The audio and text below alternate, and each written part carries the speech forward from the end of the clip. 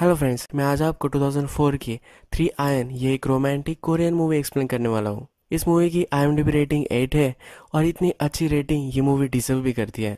एक शादीशुदा औरत के साथ अलग टाइप के अफेयर की एक स्टोरी है। इस मूवी में जो भी मेन कैरेक्टर्स है इनका कोई भी डायलॉग नहीं है, पर सिनेमाटोग्राफी इतनी अच्छी है कि आपको जो भी इन कैरेक्टर्स को लग रहा है ये बताया जाता है। इस मूवी में जो मेन कैरेक्टर्स है ये कभी भी बोलते नहीं, पर इनके जो डायलॉग्स है ये उनके इमोशंस से कन्वे हो जाते हैं। बहुत ही कम डायलॉग और बहुत ही अच्छी सिनेमाटोग्राफी इस मूवी में हमें दिखाई जाती है। इस मूवी में जो भी सीन है इन सब के सिंबॉलिक मीनिंग के साथ मैं आपको इस मूवी का एक्सप्लेन करूंगा। तो चलिए शुरू करते हैं। मूवी स्टार्ट होती है और हमें हमारा मेन कैरेक्टर के दिखाया गया है। ये एक बहुत ही शांत सिटी में हमें दिखाया गया है। बहुत ही कम लोग यहाँ रहते हैं, बहुत ही कम ट्रैफिक वगैरह होती है। ये हमें अलग अलग डोर पर जाकर अपने पॉम्पलेट्स लगाता हुआ दिखता है। ये होटल्स के पॉम्पलेट्स होते हैं। पूरे नेबरहुड में घूमता है और एक नई सोसाइटी में आ जाता है। उसने इस सोसाइटी में पॉम्पलेट्स लगाए थे और अब वो हर डोर को चेक कर रहा है। इसका एक्चुअल में एक प्लान होता है। ये हर जगह जाता है और वहाँ अपने पॉम्पलेट्स लगा कर आता है। जिस घर पे उसने अपने पॉम्पलेट्स लगाए हैं उसका ओनर अगर उस घर में होगा तो वो ये निकाल कर रख देगा। अगर ये पॉम्पलेट नहीं निकला होगा इसका मतलब है घर पर कोई नहीं है, घर का ओनर कहीं बाहर गया है। केक को फिर ये पता चलता है तो वो घर में घुस जाता है। हमें अब यही दिखता है। वो एक बिल्डिंग में आ चुका होता है। वहाँ फिर डोर देखता है जहाँ पर उसका पॉम्पलेट अभी भी चिटका हुआ होता है। फिर वो डोर ओपन कर लेता है। उसके पास डोर ओपन करने के लिए बहुत सारे टूल्स वगैरह भी होते हैं। घर में अंदर जाता है तो एक फ़ोन मशीन भी चेक करता है। वहाँ पर मैसेज होता है कि हम फैमिली वैकेशन पर बाहर गए हैं। ये घर की फैमिली का मैसेज होता है। ये घर में हमें शॉवर लेते हुए दिखता है।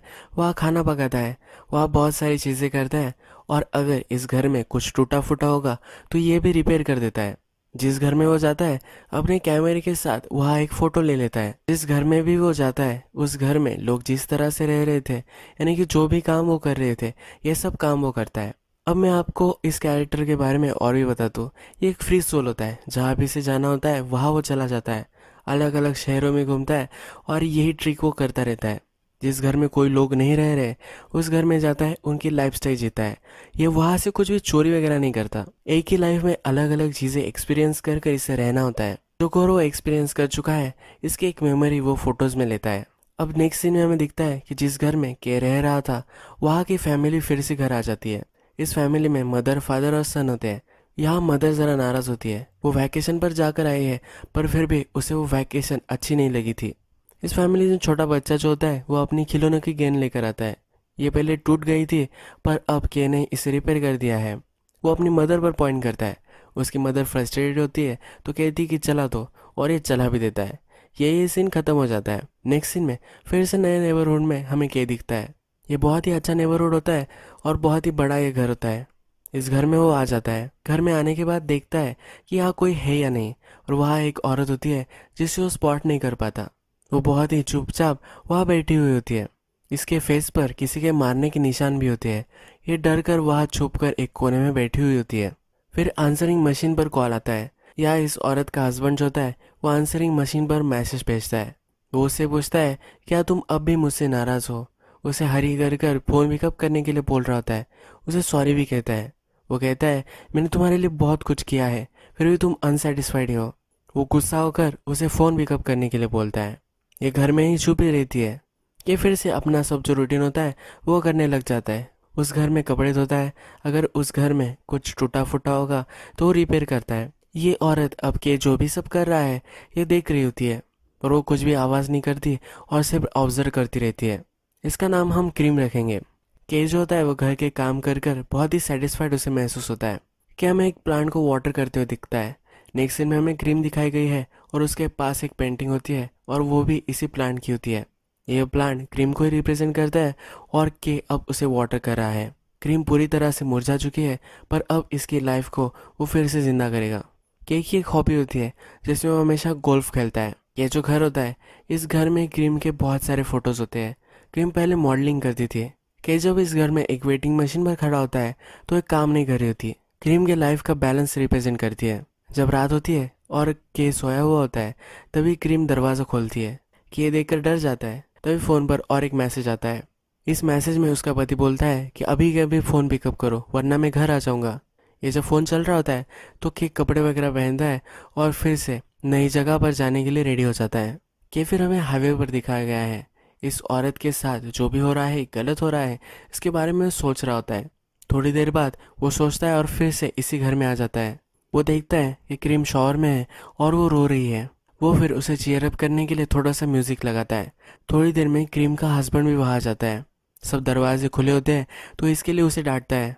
उसे पूछता है कि तुम फ़ोन क्यों नहीं आंसर कर रही थी। वो अपने बिजनेस ट्रिप पर कुछ काम नहीं कर पाता तो इसका भी ब्लेम वो क्रीम पर ही करता है। क्रीम को बोलता है कि मैंने तुम्हें कहा था कि तुम्हें ऐसे कपड़े नहीं पहनने हैं। उसे क्या पहनना चाहिए क्या नहीं, इसके लिए भी उसे रिस्ट्रिक्ट करता है। वो कहता है कि मैं कहता हूँ वो तुम क्यों नहीं करती, तुम्हें क्या लगता है कि मैं तुम्हें तकलीफ दूंगा। उसके पास फिर वो बैठता है और उसे ज़बरदस्ती करने की कोशिश करता है। कैसे देखा नहीं जाता और के फिर इस घर के गार्डन में आ जाता है। वह अपना गोल्फ का सामान लेता है और गोल्फ की प्रैक्टिस करने लग जाता है। क्रीम का हस्बैंड जब ये देखता है तो वो गुस्सा हो जाता है। वो फिर पुलिस को कॉल कर देता है, उसे रिपोर्ट कर रहा होता है और फिर वो गार्डन में भी आ जाता है। गोल्फ के सब बॉल्स पड़े हुए होते हैं कि अपना निशाना अब बदल लेता है। क्रीम के हस्बैंड पर वो निशाना लगाता है और उसे बहुत ही बुरी तरह से इंश्योर कर देता है। क्रीम का हस्बैंड अब ग्राउंड पे गिर जाता है। ये जो घर है इसमें क्रीम की बहुत सारी मॉडलिंग की फ़ोटोज़ है। एक शॉट में हमें दिखाया गया है कि ये क्रीम के मॉडलिंग के फ़ोटो के साथ होता है और क्रीमें दिख रही होती है। इसका मतलब अब जो है वो के फ्री है। और क्रीम वैसे पहली थी, मॉडल की तरह थी। वो तब फ्री थी जब वो फोटोज निकाल रही थी। अब वो के को देखकर वैसा ही फिर से फील करना चाहती है। इस शॉट से ये उन्होंने रिप्रेजेंट किया था और अब हमें दिखता है कि क्रीम अब के साथ बाइक पर उसके चली जाती है। वो अब उसके हस्बैंड के साथ नहीं रहना चाहती। के का जो भी रूटीन है उस रूटीन में वो घुल मिल जाती है। वो उसके साथ अलग अलग नेबरहुड्स में जाकर पॉम्पलेट चिपकाती है और उसके साथ ही रहती है। नेक्स्ट सीन में हमें दिखता है कि के उसकी गोल्फ की प्रैक्टिस कर रहा होता है। वो एक गार्डन में खेल रहा होता है पर वो बॉल कहीं जाए ना इसलिए उसने उस बॉल को बांध दिया होता है। ये जब वो खेल रहा होता है तब बॉल के सामने क्रीम आ जाती है। के अपनी खेलने की डायरेक्शन चेंज करता है पर उसी डायरेक्शन में फिर से क्रीम आ जाती है। के फिर अपना खेलना ही बंद कर देता है। ये रिप्रेजेंट करता है कि के की जो लाइफ है जिस तरह से वो जीता है उसके बीच में अगर क्रीम आ गई फिर भी वो वायलेंस की तरफ नहीं मुड़ने वाला।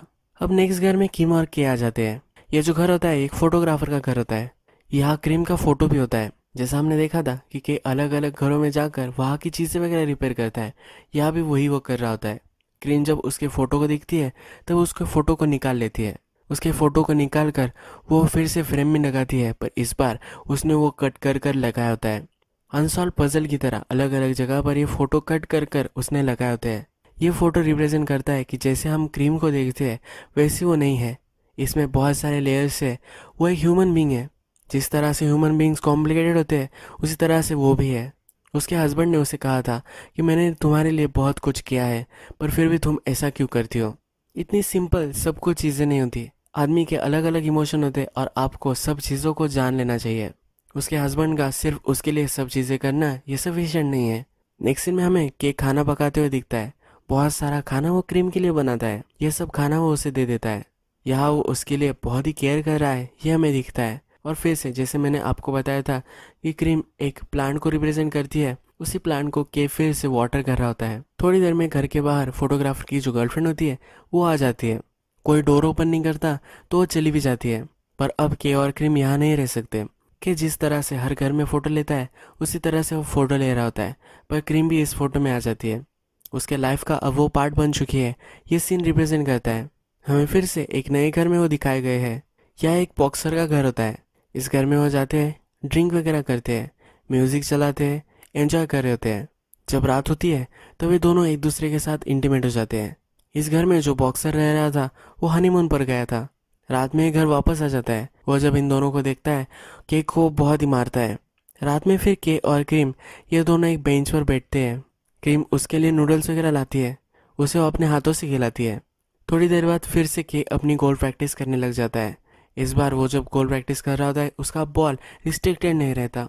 वो बॉल बहुत ही दूर चला जाता है और इसकी वजह से एक आदमी का एक्सीडेंट हो जाता है। जिस कार में एक्सीडेंट हुआ होता है वहाँ एक लड़की होती है जो बहुत ही इंजर्ड हो चुकी होती है। के को ये देखकर बहुत ही बुरा लगता है, वो रोने लग जाता है। ये सीन रिप्रेजेंट करता है कि के को लगता है कि वो सब कंट्रोल कर पा रहा है पर लाइफ में कुछ चीज़ें आपके हाथ में नहीं होती कंट्रोल कर पाना। रात में ये दोनों फिर से नए घर पर आ जाते हैं। जब सुबह होती है फिर से अपना रूटीन स्टार्ट कर देते हैं। इस बार नया घर वो ढूंढते हैं। जब वो बिल्डिंग में आते हैं और घर खोलते हैं तो इससे स्मेल आ रही होती है। जब ये चेक करते हैं तो वहाँ एक आदमी मरा पड़ा हुआ होता है कि यहाँ से निकल जाने वाला होता है, पर क्रीम यही रुकती है।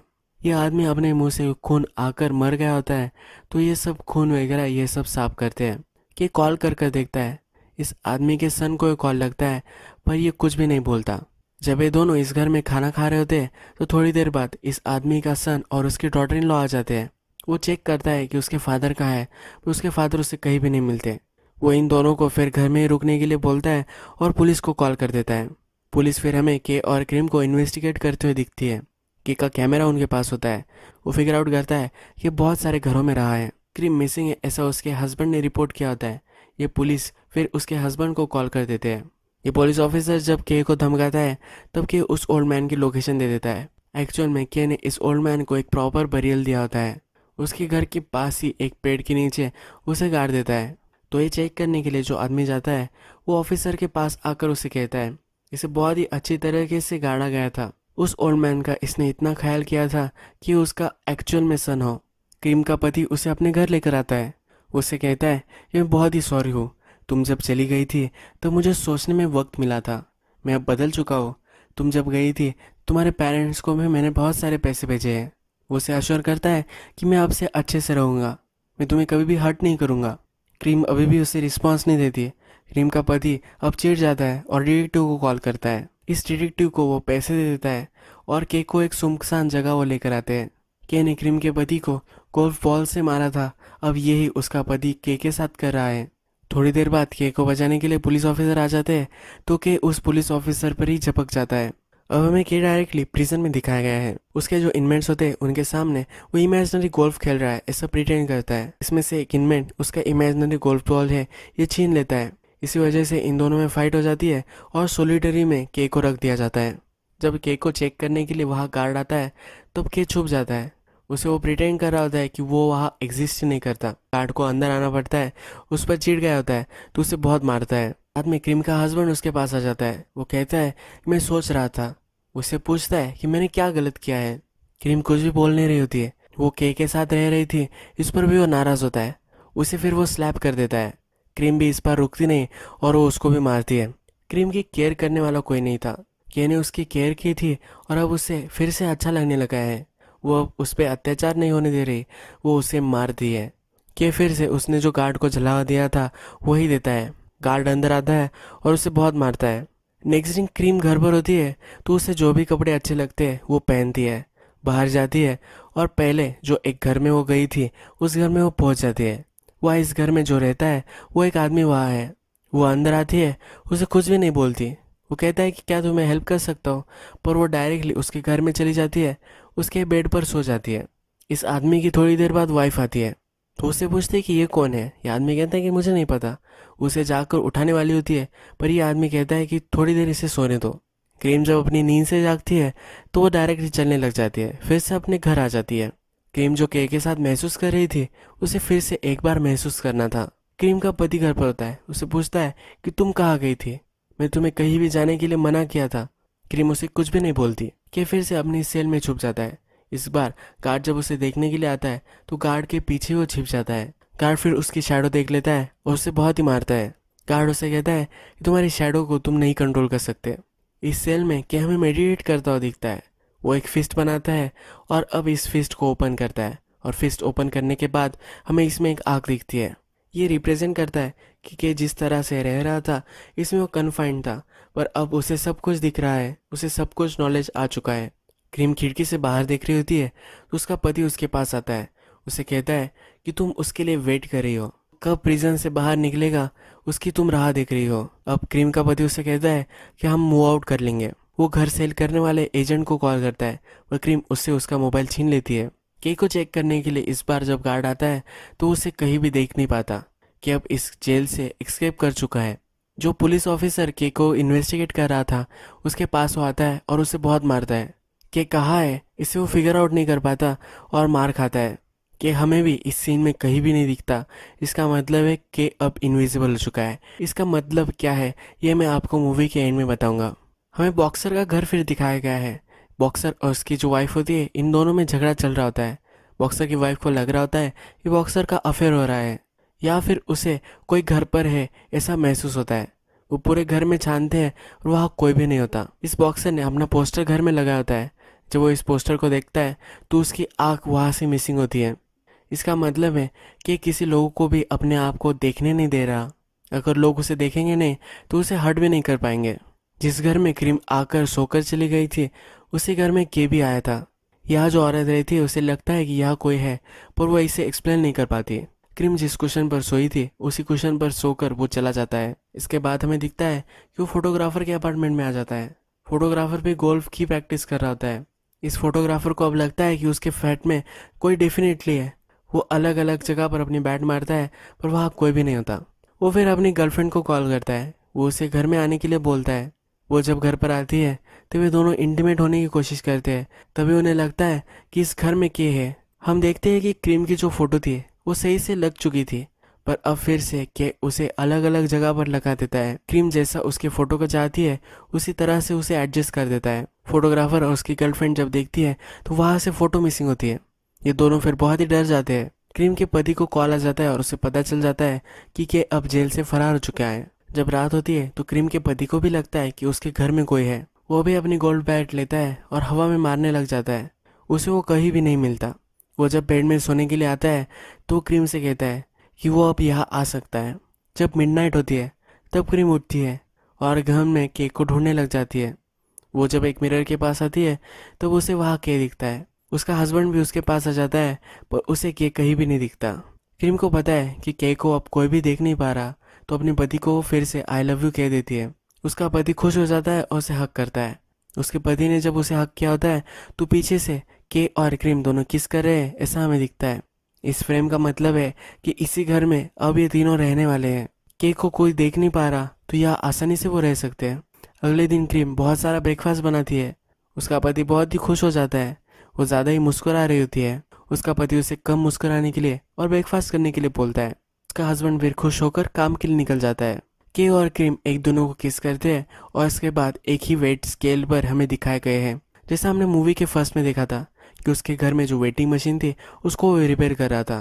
क्रीम के जो लाइफ का बैलेंस है वो रिपेयर करना चाहता था, पर इस बार वो ये कर चुका है। मूवी खत्म होती है और स्क्रीन पर एक मैसेज आता है। इस मैसेज में कहा जाता है कि आप ड्रीम में रह रहे हो या रियलिटी में, ये डिफ्रेंशिएट कर पाना बहुत ही डिफ़िकल्ट है।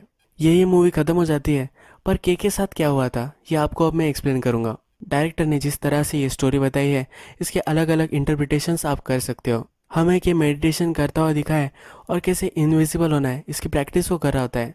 अगर हम देखें तो इसने ये आर्ट अब मास्टर कर लिया है। वो गार्ड को झलावा देकर जेल से भी भाग जाता है और इनविजिबल पूरा हो जाता है। इसका सेकंड एक्सप्लेनेशन है कि जब के गार्ड्स को जला दे रहा था हमेशा वो छिपता रहता था। जब गार्ड ने उसे बहुत मारा था वो सचमुच में वहाँ मर चुका था। अब जिस गार्ड ने उसे मारा था ये ट्रबल में आ सकते हैं, तो इसलिए इन्होंने कवर अप स्टोरी की थी। उन्होंने कहा था कि के जेल से फरार हो चुका है। ये जो भी सब हो रहा था ये के की सोल कर रही थी। इस मूवी का जो थर्ड एक्सप्लेनेशन है वो हम क्रीम के पर्सपेक्टिव से देख सकते हैं। मूवी के लास्ट में एक लाइन आई थी और उसमें कहा गया था कि ड्रीम में हम जी रहे हैं या रियलिटी में हमें पता नहीं है। ये बहुत ही हार्ड है ना। हम फिर इसका इंटरप्रेट कर सकते हैं, हम लाइफ में जो भी सब चीज़ें ड्रीम करती है वो कभी कभी रियलिटी में भी आ जाती है। आइंस्टाइन ने भी अपने कोट में कहा था कि आप जिस तरह से इस वर्ल्ड को देखते हो उसी तरह से ये वर्ल्ड बन जाता है। इसका मतलब है क्रीम ये सब इमेजिन कर रही है। उसे लग रहा है कि प्रिजन से वो एस्केप हो उसके मन में वो फिक्स कर लेती है कि के हमेशा उसके साथ ही रह रहा है और अपनी लाइफ का बैलेंस वो करना चाहती है। इसलिए वो फिर से अपने पति के साथ अमेंड जो होती है वो सही कर लेती है। इसी तरह से अलग अलग एक्सप्लेनेशन के साथ ये मूवी हमें छोड़कर चली जाती है। बहुत ही अलग तरह की ये स्टोरी थी। आपको ये मूवी कैसी लगी प्लीज़ मुझे कमेंट सेशन में बताना। आपको अगर कुछ मूवी सजेशन हो वो भी आप वहाँ बता सकते हैं। अगर आपको ये वीडियो अच्छा लगा है तो प्लीज़ इस वीडियो को लाइक कर दीजिएगा। मैं बहुत सारी मूवीज़ लेकर आता रहता हूँ तो इसलिए आप सब्सक्राइब भी कर दीजिएगा। बेल नोटिफिकेशन आइकॉन भी दबा दीजिए, यानी कि आपको सब मूवीज़ मिलती रहे।